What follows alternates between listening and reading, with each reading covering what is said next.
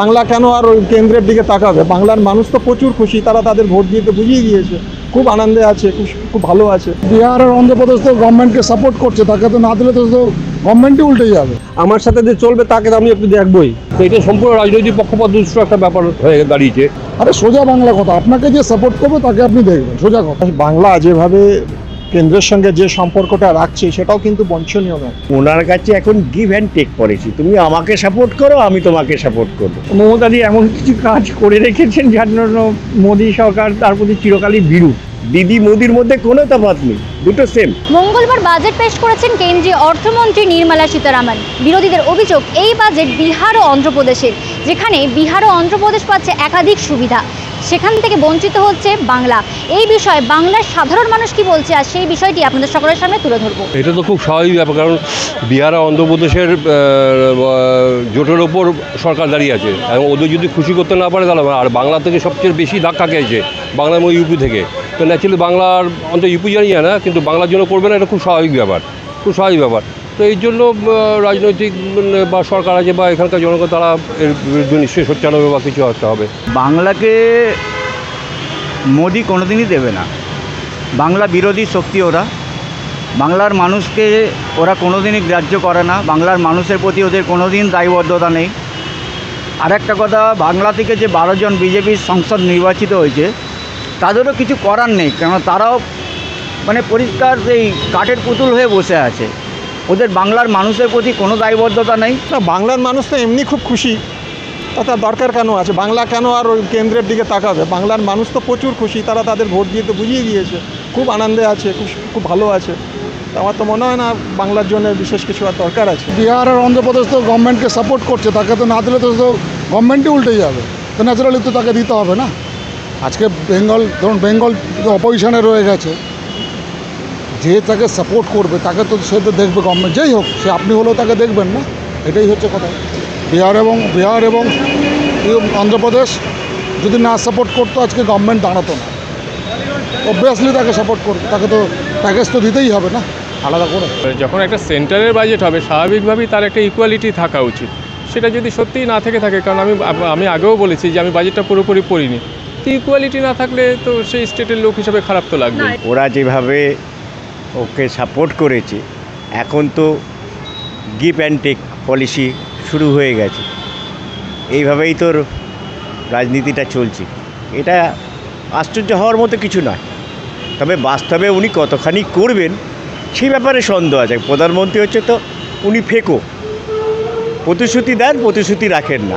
যদি বিহারকে যদি কিছু করে থাকে ভালো কথা, কোনো না কোনো একটা রাজ্যকে করবে। বাংলা চিরকালই বঞ্চিত হয়ে আছে সেন্ট্রালের কাছে।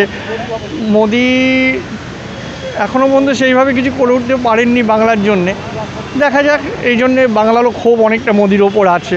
সেই সব পরিপ্রেক্ষিতে এই বাজেট এই অবস্থা আর কি। এই যে এখানে তাকে গালাগালি করা হচ্ছে, তাকে সে দেখবে, কেউ থেকে দেখবে। আপনাকে যদি কেউ গালাগালি করে আপনি তাকে সাপোর্ট করবেন নাকি বলুন তো আপনি?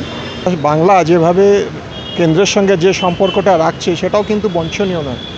সবসময় কেন্দ্রকে গালাগাল করা, সবসময় কেন্দ্রকে করা, সরকার টু সরকার relationship is also not that good.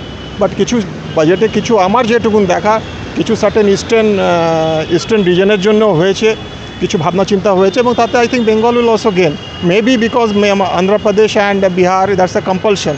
সেটা আমি ডিনাই করছি না, but that's what all about it. ওনার কাছে এখন গিভ অ্যান্ড টেক পলিসি, তুমি আমাকে সাপোর্ট করো, আমি তোমাকে সাপোর্ট করবো। তবে ওনাকে বিশ্বাস করার কোনো জায়গা নেই। আজকে যদি বিহারের বাসিন্দারা মনে করে যে আমরা অনেক কিছু পেয়ে গেলাম, ওটা কিন্তু মূর্খের স্বর্গের বাস করছে। কারণ কি, এই প্রধানমন্ত্রী প্রতিশ্রুতি দিতে ভালোই জানেন, কিন্তু বাস্তবে রূপায়িত করতে জানেন না। তো এটা সম্পূর্ণ রাজনৈতিক পক্ষপাত দুষ্ট একটা ব্যাপার হয়ে দাঁড়িয়েছে, যেহেতু আমার জোট সরকারের ইয়েতে আছি, সেহেতু আমি ওদের দেখবো। এটা খুব স্বাভাবিক ব্যাপার, এটা হওয়ারই কথা ছিল, তাই হয়েছে।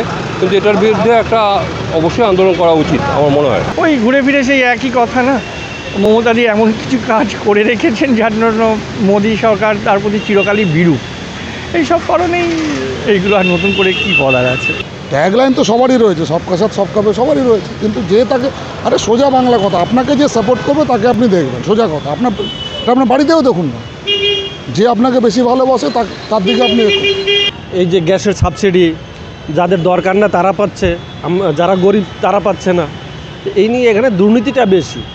এখানে দুর্নীতি একদম ব্লক থেকে চালু করে গ্রাম অঞ্চলে তারও নিচে থেকে সব জায়গায় রয়েছে।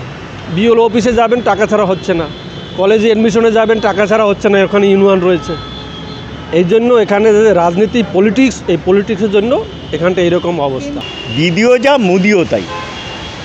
দিদি মোদির মধ্যে কোনো তফাৎ নেই, দুটো সেম। আজকে দেখছেন এই দিদিই দেখবেন রাজ্যসভায় ওনাকে সাপোর্ট করে যাবে। রাজ্যসভায় এখন সংখ্যালঘু হয়ে গেছে, এই দিদি দেখবেন সাপোর্ট করে যায়। আমরা অতীতেও দেখেছি। অতএব দিদি আর মোদি দুটোর মধ্যে কোনো পার্থক্য নেই। মোদির তো ওয়েস্ট বেঙ্গলের ওপর একটা অনীহা চিরকালই আছে, এটা তারই নিদর্শন আর কি। সেই জন্য বাংলাকে উনি একটু বঞ্চিতই করেছেন। তারা তাদেরকে ফেভার করেছে, যেহেতু আমার সাথে যে চলবে তাকে আমি একটু দেখবই। নিশ্চয়ই এটা এখানে ভাবার বিষয় আছে, আম জনতা সেইটাই ভাববে। এটা তো আপনি ডিনাই করতে পারেন না that this government is now depending on this two governments. তো এটা তো ডিনাই করতে পারেন না, হতে পারে, but unless and until I see the budget আমার পুরো কমেন্ট করাটাও ঠিক হবে না। দেখুন, এই প্রধানমন্ত্রী, আমাদের ভারতবর্ষে যতগুলো প্রধানমন্ত্রী হয়েছে, এত অপদার্থ প্রধানমন্ত্রী আমাদের দেশ পায়নি। এত মিথ্যেবাদী প্রধানমন্ত্রী আর কোনোদিন পাইনি। অতএব এনারকে, ইনি এই মুহূর্তে একটা কথা বলেন, পরের মুহূর্তে ভুলে যান। ওনার প্রতি এই যে প্রতিশ্রুতি দিয়েছেন, বাস্তবে বিহারকে কতখানি সাপোর্ট করবে সেটাও বলা মুশকিল। বাংলা বঞ্চিত হওয়ার একটাই কারণ, এখানকার যে পলিটিশিয়ান যারা রয়েছে এরাই এদেরকে দূরত্ব করে রেখেছে।